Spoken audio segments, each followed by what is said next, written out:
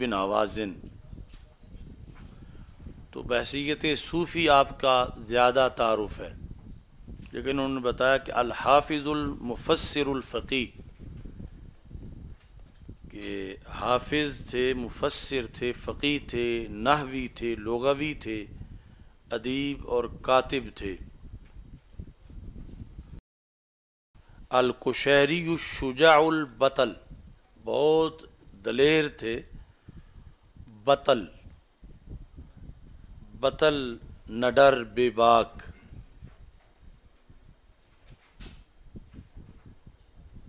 بطل۔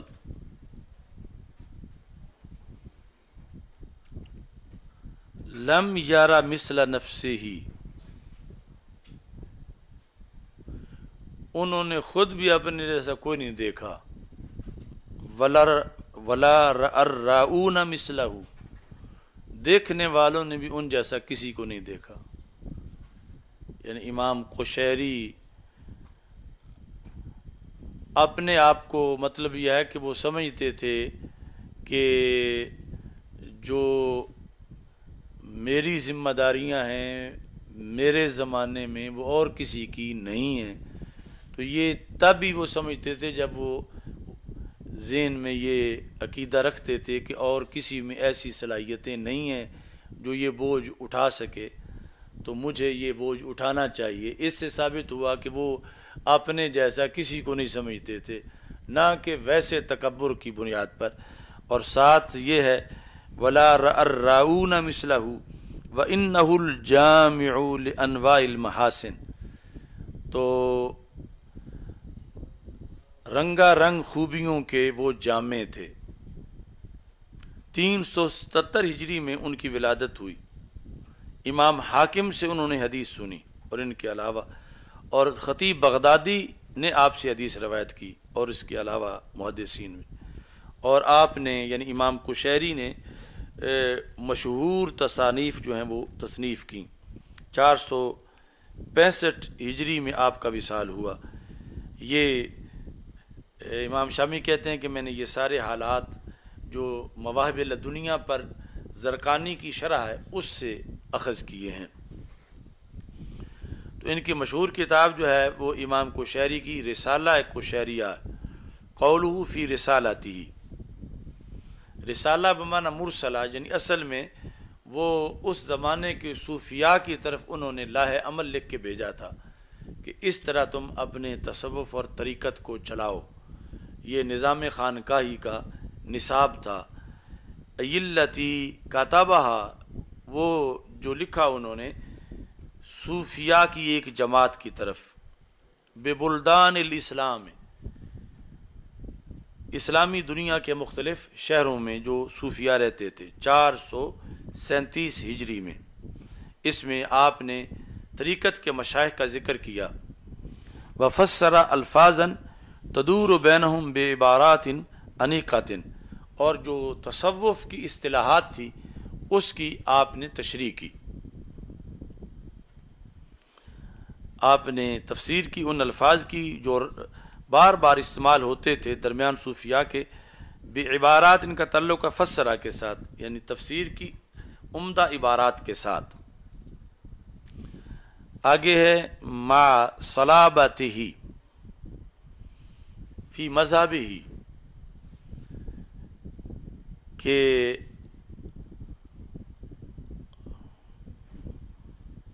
باوجود اس کے جو آپ کو مذہب میں پختگی حاصل تھی اور اس کے ساتھ طریقت میں تقدم حاصل تھا۔ صلابت کا مطلب کیا ہے؟ قوتی و تمکنی، مضبوطی جو آپ کو حاصل تھی۔ مذہبی سے مراد ہے مذہب الامام شافعی، یعنی یہ انہوں نے واضح کیا کہ امام قشیری شافعی تھے، امام شافعی رحمۃ اللہ علیہ کے مقلد تھی رضی اللہ تعالیٰ عنہ۔ اور طریقہ تو اہل الحقیقت، وہوا مذہب الامام شافعی، اوپر آیا کہ مذہب میں پختہ تھے، و تقدمی فی هذه طریقت، طریقہ سے مراد کیا؟ اہل حقیقت کی طریقت۔ سمعت، انہوں نے ابو القاسم قشیری نے اپنے رسالہ قشیریہ میں یہ بات کہی، یہ آگے ہے مقولہ: سمعت الاستاذ ابا علی الدقاق، کہ میں نے استاذ ابو علی دقاق سے یہ سنا، وہ کہہ رہے تھے: انا اخذت هذه طریقۃ من ابی قاسم النصرابادی، کہ میں نے یہ طریقہ یعنی طریقت حاصل کی ہے ابو القاسم نصرابادی سے۔ وقال ابو القاسم انا اخذتها من الشبلی، میں نے یہ طریقت حاصل کی ہے شبلی سے، شیخ شبلی، یعنی ایک تو ہے نا یہ شبلی نعمانی یہ دیوبندی تھا، تو یہ شیخ شبلی وہ متقدمین میں ہے صوفیاء کے اندر۔ وَهُوَ آخَذَهَا مِنَ السَّرِّ السَّقَطِ، انہوں نے طریقت حاصل کی تھی سری سقطی سے۔ سقطی اس کو کہتے ہیں جو گرے پڑے لوہے وغیرہ اٹھا کے اکٹھا کرتا ہو، یعنی یہ ان کا ویسے ایک مشغولیت تھی، لیکن اصل میں اہل تصوف تھے۔ انہوں نے طریقہ کس سے حاصل کیا، یعنی وہ کس کے مرید تھے؟ دوسرے لفظوں میں معروف القرخی، وَهُوَ مِن داؤد الطائی، یعنی یہ اوپر وہی سند ہے جو ہماری سند ہے بغداد شریف والی، اسی ترتیب کے ساتھ۔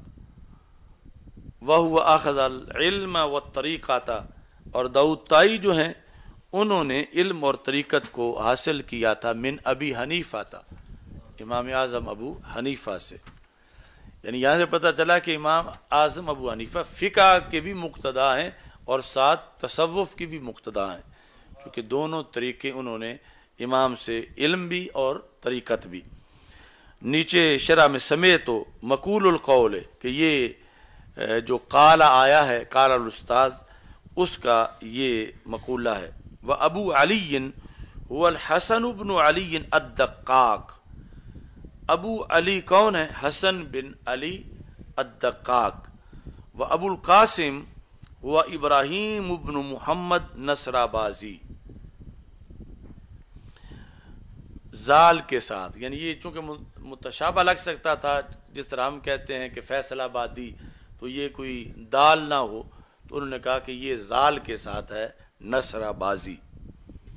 شیخ خراسان جاورا بمکہ تھا ومات بہا، مکہ شریف میں 367 میں ان کا وصال ہوا۔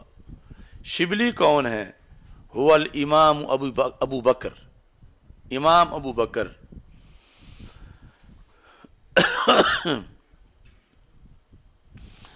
ان کو شبلی کہتے ہیں،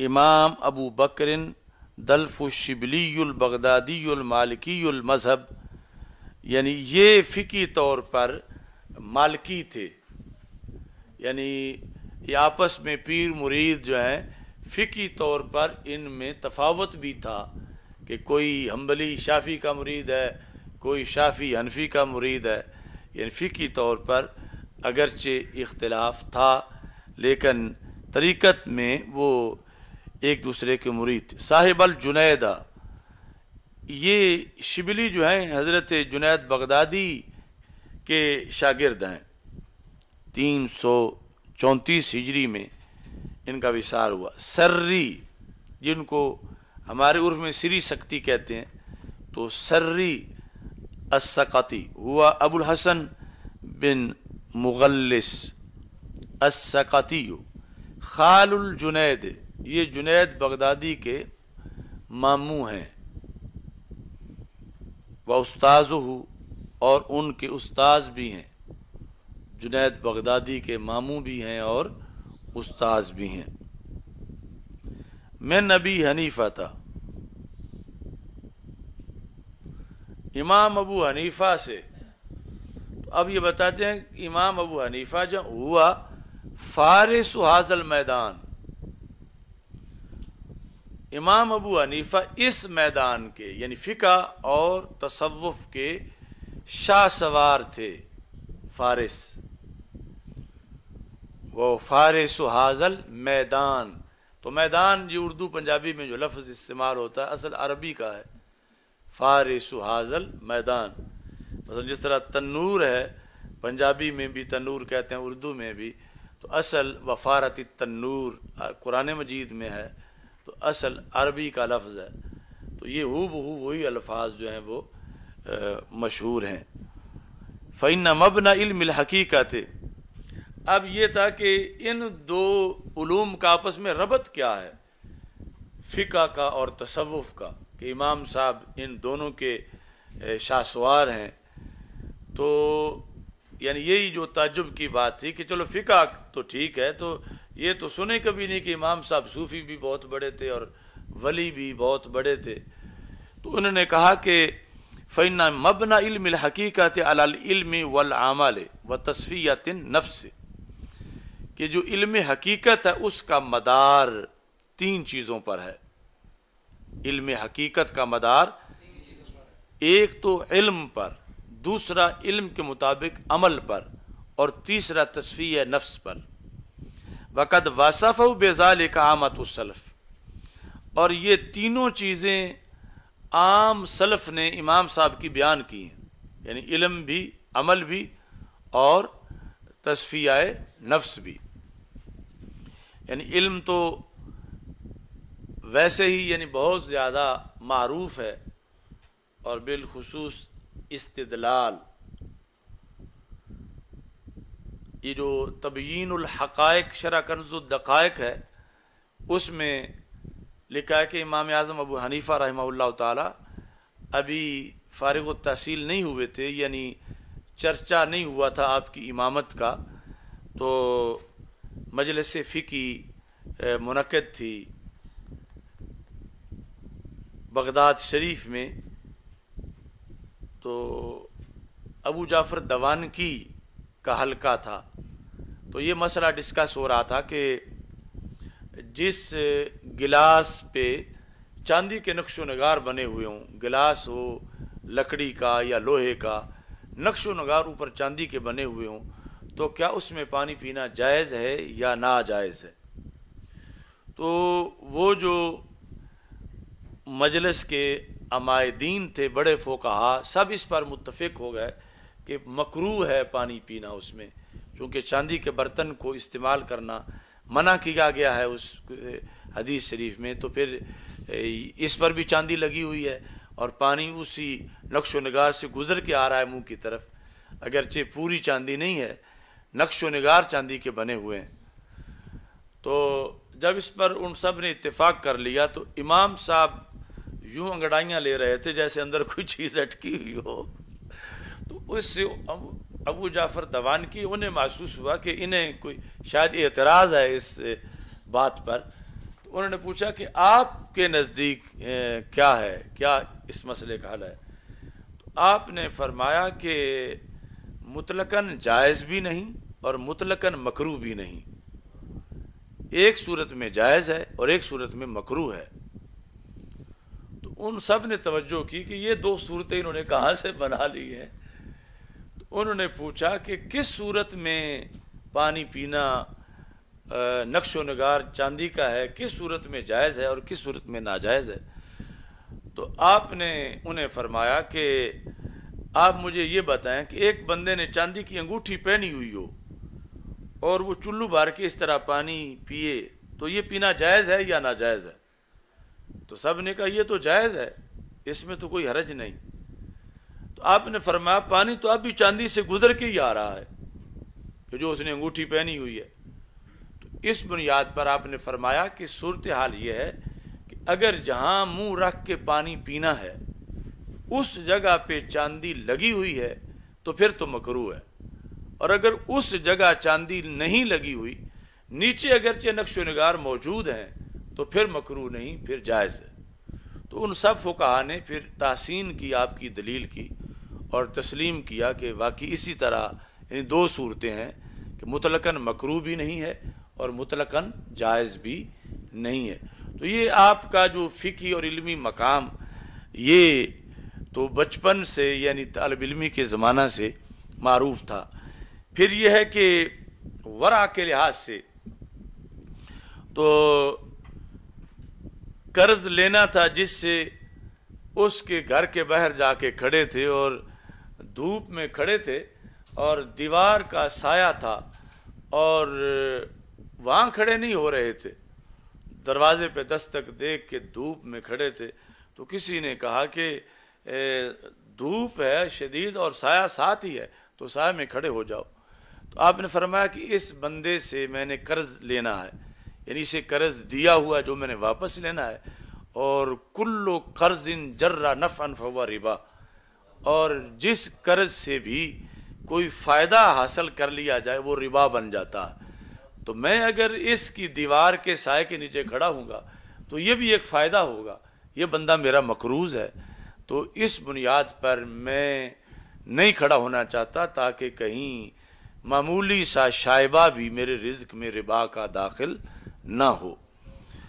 اور ساتھ ہی یہ تھا کہ تیسرے نمبر پر تصفیہ نفس، تو امام اعظم ابو حنیفہ رحمہ اللہ تعالی فقہی کام کرتے کرتے جب کسی مسئلے میں الجھن بن جاتی تھی کہ اب فیصلہ کیا کریں، تو آپ اٹھتے تھے اور 2 نفل پڑھتے تھے، یعنی وضو پہلے ہی ہوتا تھا یا پھر کرنا پڑتا تھا تو کر کے 2 نفل ادا کرتے تھے، تو اتنے میں وہ ذہن کا مطلع صاف ہو جاتا تھا۔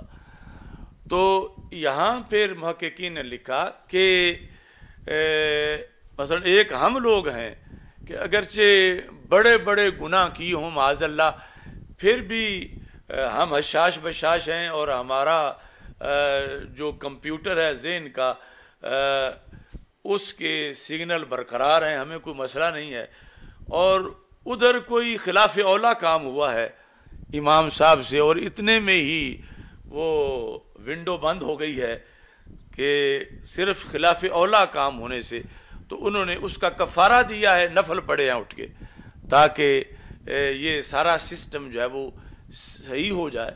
انہوں نے کہا کہ اصل میں یعنی ورع کے وہ اس مقام پر تھے کہ ان کے نزدیک جس طرح کہ حسنات الابرار سیئات المقربین، یعنی ہمیں تو معاذ اللہ کبیرہ گناہوں سے بھی وہ الجھن دماغ پر یا اپنے کام میں نہیں بنتی جو انہیں خلاف اولا سے بھی بن جاتی تھی، چونکہ ایک شیشہ ہوتا ہے جو اینک میں لگا ہوتا ہے اور ایک وہ ہے جو کھڑکی اور دروازے میں لگا ہوتا ہے۔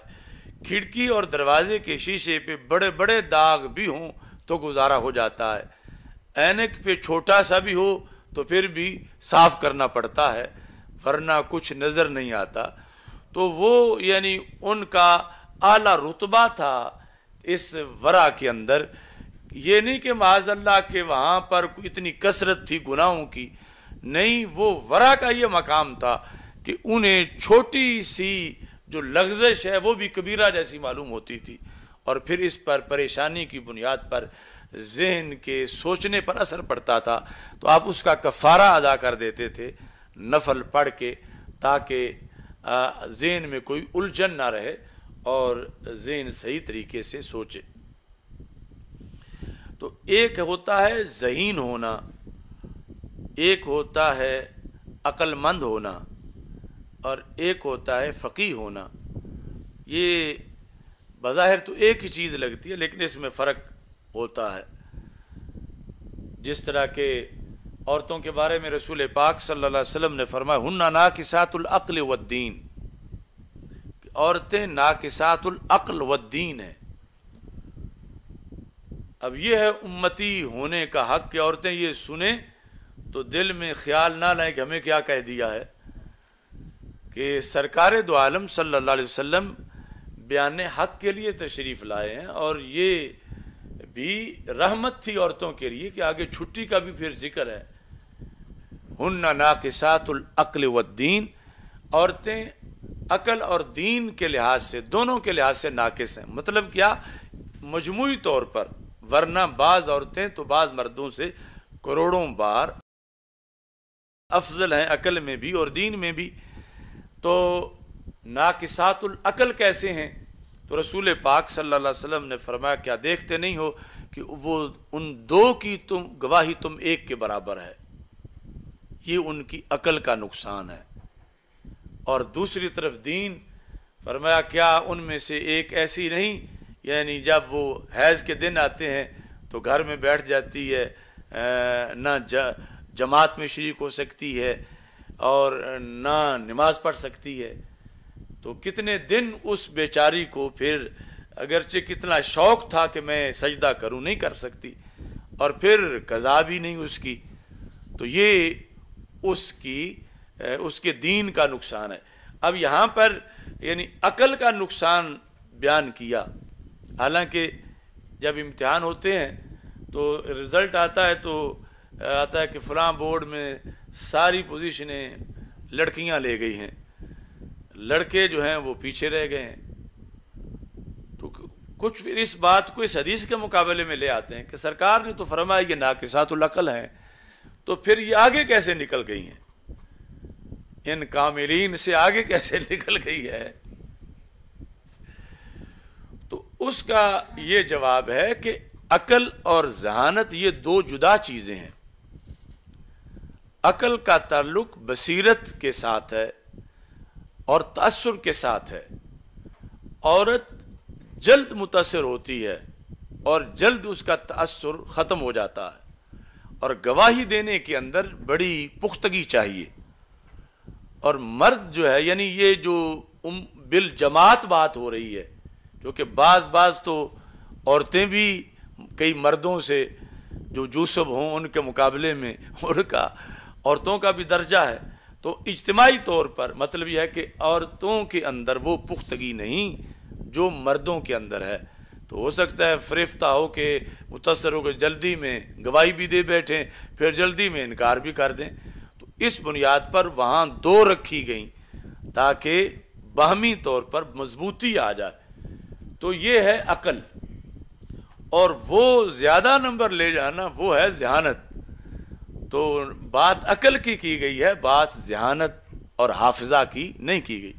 اور باقی یہ جو سکول والے مسئلے میں یا امتحانات میں تو یہ بھی ہو سکتا ہے کہ ایک بندہ مثلا بڑا تیز رفتار ہے خرگوش جیسا، اور دوسرا سست رفتار ہے کچھوے جیسا، مگر اگر خرگوش سویا رہا ہو تو کچھوے نے منزل پہ پہنچنا ہی ہے۔ تو اگر لڑکے جو ہیں وہ انارکلی میں ہی پھرتے رہیں اور لڑکیاں پڑھتی رہیں تو ظاہر ہے کہ پھر انہوں نے آگے نکلنا ہے، کہ انہوں نے زیادہ ٹائم دیا ہے اپنی پڑھائی کو اور توجہ اس طرف زیادہ دی ہے، تو اگرچہ ان کے سورسز ناقص تھے لیکن ٹائم چونکہ زیادہ دیا ہے تو اس وجہ سے بھی وہ آگے نکل سکتی ہیں۔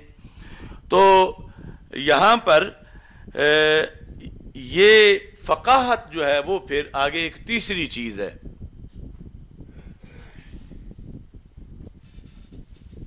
عقل اور ذہانت اور پھر فقاہت۔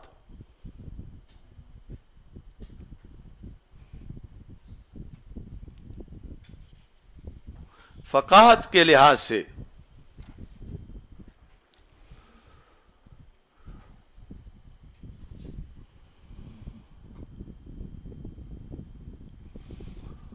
تو فقاہت کے اندر علم کے ساتھ تصفیہ نفس کا بڑا دخل ہے۔ علم کے ساتھ تصفیہ نفس کا بڑا دخل ہے۔ یعنی ایک بندہ بڑا ہی زیرک ہو، بڑا عقل مند ہو، لیکن اندرونی طور پر عیاش ہو، بدماش ہو، وہ فقیہ نہیں ہو سکتا، اگرچہ اس کو کتنے اصول قاعدے ضابطے آتے ہوں۔ یعنی ایسا مقام آ جاتا ہے کہ جہاں اس کی باطنی عیاشی یا خرابی آڑے آ جاتی ہے اور وہ صحیح نتیجے تک نہیں پہنچ سکتا، اگرچہ یہ جو علوم عالیہ اور عالیہ ان میں ماہر تھا، لیکن باطنی طور پر صوفی نہیں تھا تو پھر بھی جا کر حقیقی نتائج جو ہیں وہ حاصل نہیں ہو سکتے. تو امام صاحب جو ہیں وہ یہ سارے سورسز کے ہمراہ باطنی طور پر صوفی بھی اعلیٰ درجے کے تھے، اور اس بنیاد پر یعنی یہاں تک آیا کہ جب مسجد کوفہ میں بیٹھ کے وضو کر رہے تھے تو ادھر ساتھ ایک نوجوان وضو کر رہا تھا. المیزان الکبریٰ میں امام شارانی نے لکھا کہ وہ پانی نالی کا ادھر جا رہا تھا ادھر سے، تو آپ نے اس کی طرف دیکھا تو نے فرمایا کہ تجھے شرم نہیں آتی کہ تم ابھی فلاں گناہ کر کے آئے ہو اور اب تم اسی طرح مسجد میں آ گئے ہو. یہ جو وضو کا پانی تیرا آ رہا ہے اس میں وہ گناہ مجھے نظر آ رہا ہے. اب قیامت تک کی ٹیکنالوجی ایسی مشین نہیں بنا سکتی جو پانی سے گناہ کبیرہ یا صغیرہ دیکھے. تو یہ روحانیت ہے امام اعظم ابو حنیفہ کی، یعنی اس میرٹ پر آ کے انہوں نے یہ استدلال کیے، استنباط کیے. اور اس پر بھی پھر فقہا نے لکھا کہ فقہا نے اگرچہ امام محمد رحمۃ اللہ علیہ نے بعض دیگر ائمہ نے جو وضو کا مستعمل پانی ہے اس کے بارے میں کوئی فتویٰ نہیں دیا کہ اگر اس کو کپڑے سے صاف کیا ہے تو اب وہ کپڑا قابل استعمال نہیں رہا.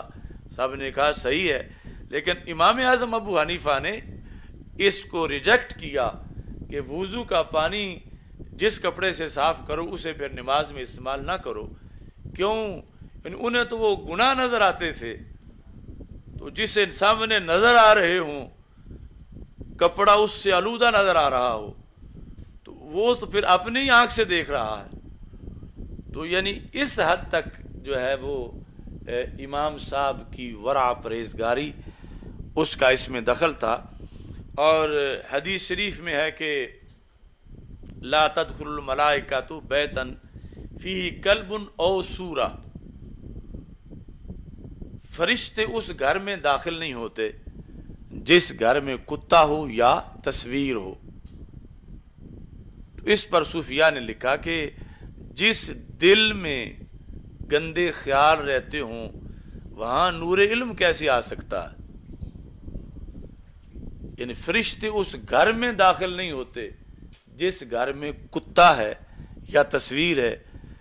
تو کہا اس دل میں علم دین نہیں داخل ہوتا، یعنی اپنی برکتوں کے ہمراہ، کہ جس دل کے اندر گندے خیال بستے ہیں، جس دل کے اندر بری سوچیں رہتی ہیں، یا جس دل کے اندر بد اعتقادی کا کتا رہتا ہے، یعنی حقیقی جو علم کی برکات ہیں وہاں پر داخل نہیں ہو سکتی.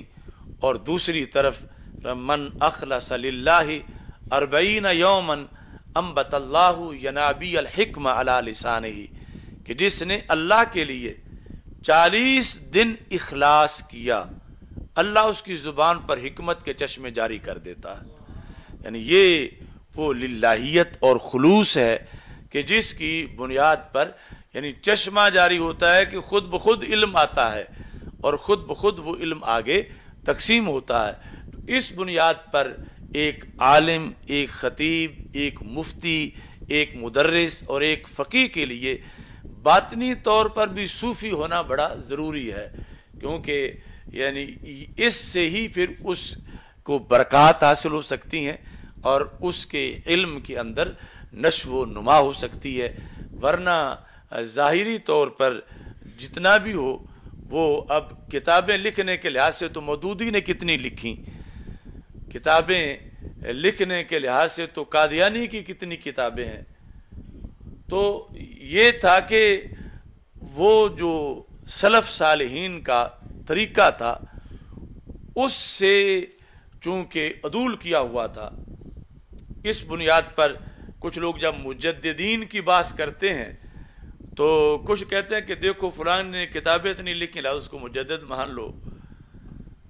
تو جب ہم ماضی کے اندر دیکھتے ہیں تو یقیناً کتابوں کے بھی بڑے اثرات ہوتے ہیں اور اس پر بھی میرٹ بنتا ہے.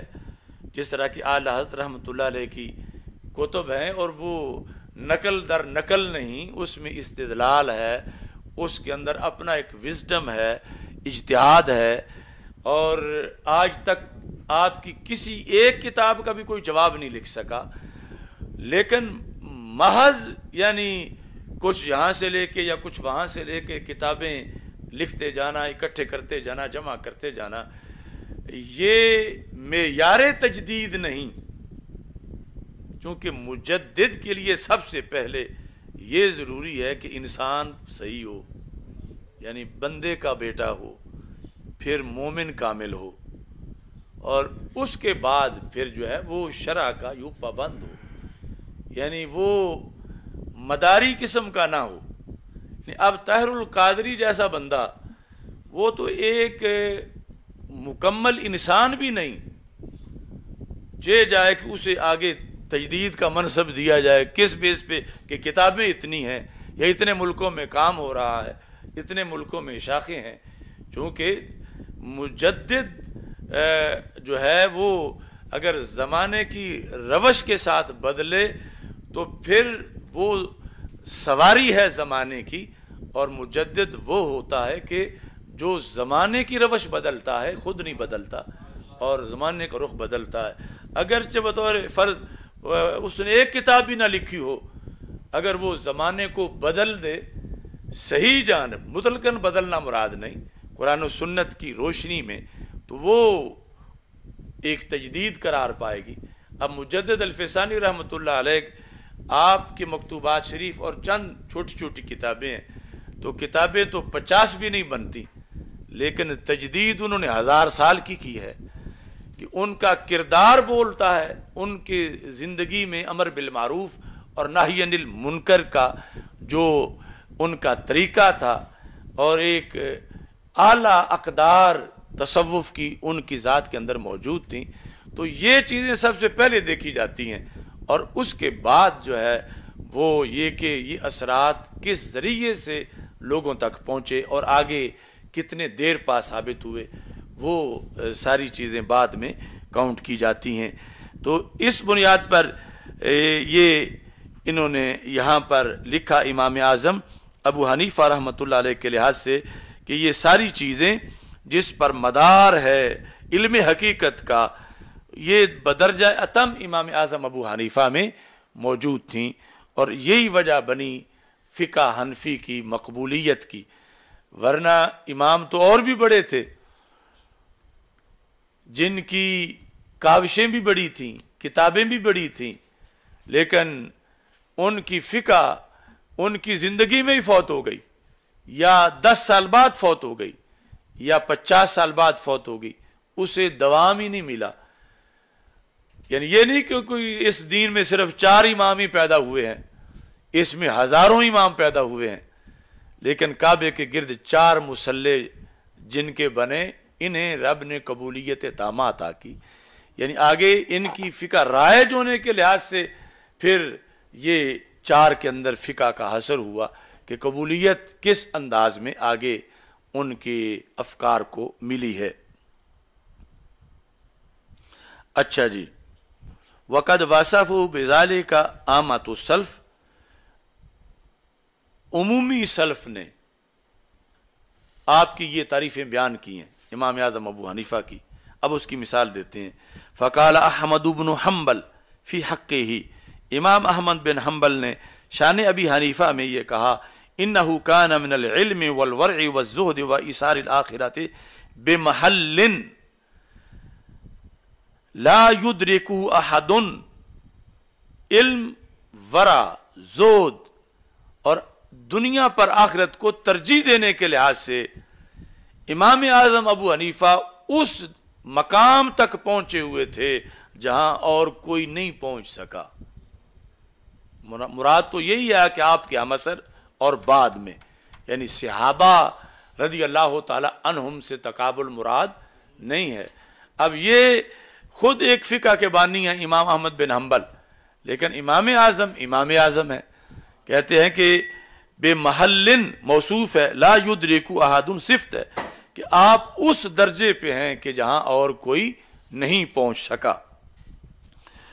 وَلَقَدْ ضُرِبَ بِالسِّيَاطِ، اب وہ بات سامنے آ گئی، یعنی استدلال، فقاہت اور تدوین، کہ فوراً ساتھ کردار، اگر ہزاروں مسائل بھی اخذ کر لے مگر لٹو کی طرح پھر جائے تو وہ بات نہیں بنتی. تو کہتے ہیں کہ امام احمد بن حنبل کہتے ہیں وَلَقَدْ ضُرِبَ، آپ کو مارا گیا. کس کو؟ امام اعظم ابو حنیفہ کو. بِالسِّیَاطِ، صوت کی جمع ہے، کوڑوں کے ساتھ. کس جرم میں مارا گیا؟ لِيَلِيَ الْقَضَاءَ، کہ آپ جسٹس بن جائیں، سرکاری جج بن جائیں. انکار پر مارا گیا. ایک تو یہ ہے نا کہ درخواستیں لے کر حکومت کے سامنے حاضر، ہمیں لگاؤ ہمیں لگاؤ. تو امام صاحب کو اس لیے مارا گیا کہ آپ نے کہا میں حکومت کا منصب قبول نہیں کروں گا، حکومت کا منصب میں قبول نہیں کروں گا. اب حکومت چاہتی تھی کہ اگر امام اعظم ابو حنیفہ ہمارے وزارت میں آ جائیں تو پھر ہماری بلے بلے ہے کہ اتنا بڑا زمانے کا امام جو ہے وہ ہمارے ساتھ رہتا ہے، وہ ہمارا معاون ہے. تو امام صاحب بیٹھے تھے مسجد کوفہ میں، تو سرکاری ٹیم آ گئی. ابو جعفر منصور اس وقت تھا، عباسی حکمران. تو آیا کہ تمہیں جو سلطنت کی طرف سے اس وقت مسلمانوں کا بادشاہ ہے وہ کہتے کہ تم قاضی القضات ہو. تو آپ نے فرمایا نہیں میں نہیں. اس نے پھر وفد بھیجا، بڑے بڑے زیرک لوگ قائل کرنے کے لیے بھیجے. امام صاحب نے کہا میں اس کا اہل ہی نہیں ہوں کہ میں جج بنوں. تو انہوں نے کہا یہ آپ کیا فرما رہے ہیں، آپ نہیں اہل تو اہل کون ہے؟ آپ کو سارا قرآن و سنت کا پتہ ہے، ہر مسئلہ جانتے ہو. تو آپ نے فرمایا میں کہہ رہا ہوں نا میں اہل نہیں، تو تم کہتے ہو میں اہل ہوں، تو لہذا میں نے جھوٹ بولا. تو جو جھوٹا ہو وہ قاضی کیسے ہو سکتا ہے؟ یعنی ان کی بات سے ہی، یعنی آپ نے فرمایا میں نہیں قاضی بن سکتا. جن بیسز پہ کہا وہ تو اور تھیں، لیکن انہوں نے کہا نہیں آپ بن سکتے ہیں. تو فرمایا بات تو پھر یہی ختم ہوگی، میں کہتا ہوں میں نہیں بن سکتا، تم کہتے ہو میں بن سکتا ہوں، تو لہٰذا تمہاری سوچ کے مطابق میں پھر جھوٹ بول رہا ہوں. تو قاضی کے لیے تو پہلی بات یہ ہے کہ وہ جھوٹ نہ بولے. تو اس بات بنیاد پر مجھے آپ کیسے قاضی بنائیں گے؟ جب مزید دباؤ ڈالا گیا تو آپ نے فرمایا کہ قاضی بننا تو بڑی دور کی بات ہے. اگر ابو جعفر منصور مجھے کہے کہ میں جس مسجد کوفہ میں بیٹھ کے پڑھا رہا ہوں وہ کہے کہ امام ابو حنیفہ مجھے تم ایک بار اس کی کھڑکیاں گن کے بتا دو کتنی ہیں، اس کے کہنے پر میں کھڑکیاں بھی نہیں گنوں گا، تو میں اس کا قاضی بن کے اس کے سیاہ سفید پر مور کیسے لگاؤں؟ قاضی بننے پر تو مجھے اس کے فیصلوں پر تصدیق کرنی پڑے گی. اور میں ایک جائز کام ہے کہ اور کہے گا تو میں کھڑکیاں گن کے بتا دوں گا، لیکن اگر وقت کا حاکم کہے گا تو میں نہیں گنوں گا. اس کا کہنا اور ہے، عام بندے کا کہنا اور ہے. اب یہ انکار کے بعد پھر آپ کو گرفتار کیا گیا اور پھر کوڑے مارے گئے. تو امام احمد بن حنبل ان کوڑوں کا ذکر کر رہے ہیں کہ دوریبا وَلَقَدْ دوریبا بِالسِّیَاطِ، انہیں کوڑے مارے گئے امام اعظم ابو حنیفہ کو. وقت کا امام کہ جس کے پائے کا اس وقت روئے زمین پر امت میں کوئی بندہ نہیں تھا اور نہ بعد میں ہے، لیکن بالآخر آزمائش اتنی سخت ہوئی کہ انہیں معاذ اللہ کوڑے کھانے پڑے. تو کوڑے کھا کے بھی جو حق پہ ڈٹا رہا، یہ چیز کاؤنٹ کی گئی ساتھ اجتہاد کے. اس لیے کہا گیا کہ وہ جس رتبے پر تھے اور کوئی نہ پا سکا، کہ ان کا کردار بھی ساتھ بول رہا تھا کہ نہ تو انہوں نے سرکاری مراعات لی ہیں، نہ یہ بادشاہ کے دروازے پہ گئے ہیں، بادشاہ کی پیشکش کو ٹھکرایا ہے اور ٹھکرا کے پھر سزا بھی لے لی ہے، مگر یہ برداشت نہیں کیا کہ کہیں میں شریعت سے کسی طرح کی کوئی غلطی کر جاؤں بادشاہ کے کہنے پر. وہ جو آپ نے سیٹ چھوڑی تھی عبد الرحمن بن ابی لیلہ نے قبول کی، اور اپنے طور پر وہ بھی بہت بڑے منصب پر تھے، بہت بڑے فقیہ تھے، تابعی تھے، لیکن امام اعظم ابو حنیفہ پھر امام اعظم تھے، اور آپ نے پھر اس کا ابن ابی لیلہ کا رد کیا. یعنی ابن ابی لیلہ کسی فاسق و فاجر بندے کا نام نہیں ہے، بہت بڑے علمی امام کا نام ہے، لیکن جس وقت انہوں نے ایک فیصلہ کیا تو آپ نے فرمایا فیصلہ ایک ہے، غلطیاں 5 اس میں کی ہیں۔ تو بہرحال یہ یعنی چیز آج اگر ہمارے لیے سختیاں ہیں تو ہمارے بڑوں کے لیے کتنی سختیاں تھیں، جبکہ ہماری حیثیت ان کی خاک پا جیسی بھی نہیں ہے، اور انہیں اس حد تک یعنی مارا گیا۔